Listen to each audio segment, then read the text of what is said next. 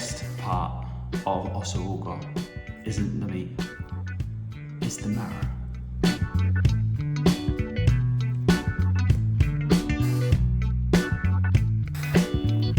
Hello everyone and welcome back to Argentine Asado. Today we are cooking Osso Buco in the oven. We're going to be using some tin foil. We're going to be using a lot of onions. If you see my other video, I talk about why onions are very important for breaking down the proteins in very tough cuts of meat.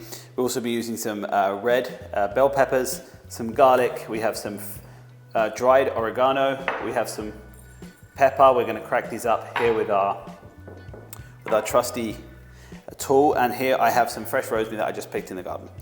So basically the recipe for today is I'm going to preheat the oven at about 180 and we're going to put the Osso Buco. First we're going to make sure the Osso Buco is at room temperature, so I've left it sit for around 25 minutes to half an hour. Make sure it's at room temperature.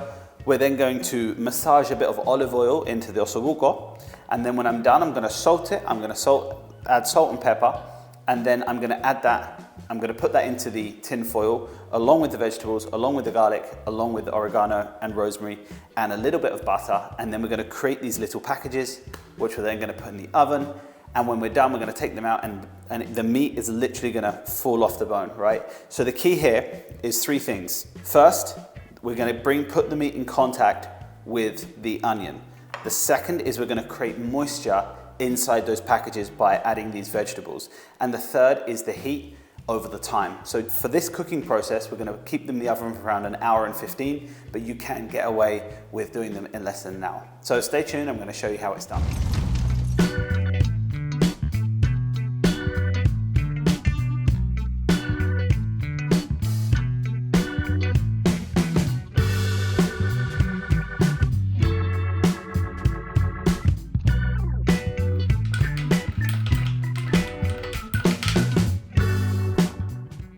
Okay guys, so step one is really dice up your vegetables. I'm using, as I said before, I'm using red pepper. So I've diced up some red pepper. I've got some garlic. I've left the garlic pretty big because if not, it's just going to disintegrate. And I kind of like eating that with the meat and definitely with the marrow. And I've also diced up some onion, and I haven't put, these are pretty, these are like 1/2 inch. Keep them, thicker than thinner, because if not, they're just going to completely disintegrate. So what I'm going to do now is I'm going to spray the top of my Osso Buco. I've got 4 pieces with a little bit of olive oil. Okay, and then I'm just going to massage that into the meat a little bit. Okay, on both sides, and I'm going to do this at least 5 or 10 minutes before I put it in the oven, right? And the reason being is that the olive oil on the surface of the meat helps absorb the salt and the pepper and obviously all of the flavors from the vegetables. So I'm just going to let that sit in there for a bit, and then when I'm done, I'm going to salt it, I'm going to add my pepper, and then I'm going to start creating these little packages with the aluminium foil. Okay guys, so I've cut up the vegetables, and I've also got my butter here, and I've put some small little chunks of butter on the aluminium foil. And I've created 4 packages because I have 4 cuts of Osso Buco. These cuts are around 1 inch thick. And I put them on the dull side up because the way aluminium foil here is in Argentina is the dull side is the non-stick and the shiny side does stick a bit more. So what I'm going to do now is I'm going to put first my Osso Buco on top of the butter. But before I put that on, I'm going to salt it and I'm going to add the pepper. And then on top of the Osso Buco is going to go all of the vegetables. Okay? So I'm going to now create these little packages. I'm going to show you as I start adding the vegetables, and I'm going to be salting them as I bring them across.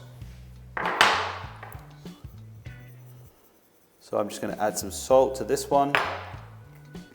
Have a bit of cracked pepper. And I literally just cracked this myself. And add that. I'm going to salt it a bit here first. Here goes. Okay. And we're creating moisture by ultimately adding the vegetables on top. So I'm going to add a few pieces of garlic. Okay. And then you can actually make these a little bit smaller if you want, but that's up to you. And then I'm going to add my onion. And honestly, with the onion, you can go as overboard as you want, but half an onion or quarter of an onion, and each packet is good. And then I'm literally going to create these little packages, and you can leave at the top of the package, you can leave it open so the moisture can get out, but not like completely open, because that will just dry it out completely. So I'm going to complete making all of these packages, and there's one thing I actually forgot, which I'm going to add in now, is my fresh rosemary. So I'm just going to grab a twig of fresh rosemary, and I'm just going to add that in there at the top. Okay. And there's the package. If you add in a little bit more aluminium foil, of course they're going to completely close, but I recommend leaving a little hole at the top so the moisture can get out.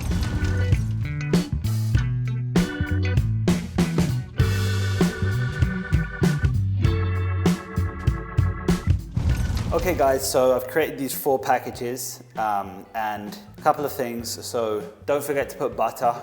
This really helps create a little bit more humidity and also stops the Osso Buco from sticking to the dull side of the foil, aluminium foil. And also, I always keep a little opening at the top. Don't close them completely. This helps create a little bit more area for the air to circulate without it drying out. And there are 3 key components to making an Osso Buco, cooking an Osso Buco, and it being very tender. First, use vegetables that have a high pH level. 2, make sure you create and you set the packet up with some vegetables so there is moisture. And 3, make sure that when you put it in the oven, you've let the Osso Buco rest for at least half an hour, 45 minutes, so it's at room temperature and you're not putting it into the oven when it comes straight out of the fridge. So I'm going to take this now and I'm going to put it in the oven. I'm going to come back in around an hour or an hour and 15, and we should be able to pull the meat off the bone. Okay guys, so I've got the oven here at 185 and we're gonna put it in there, I think for an hour and 15, maybe an hour and 20. But the most important thing is to create moisture and to get those vegetables in contact with the meat in the cooking process. So here goes.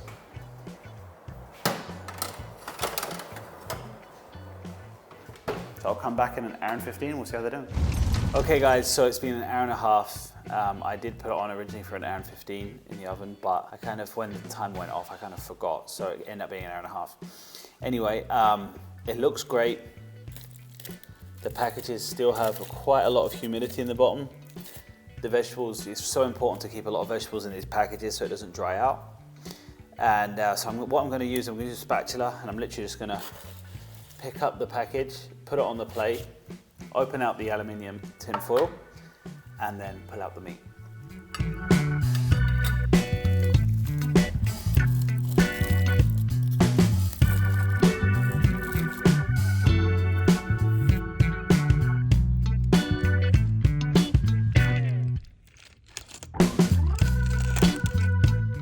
Okay guys, so here goes.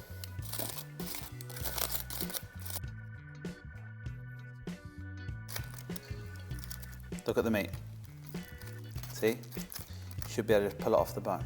Here goes. Smells delicious.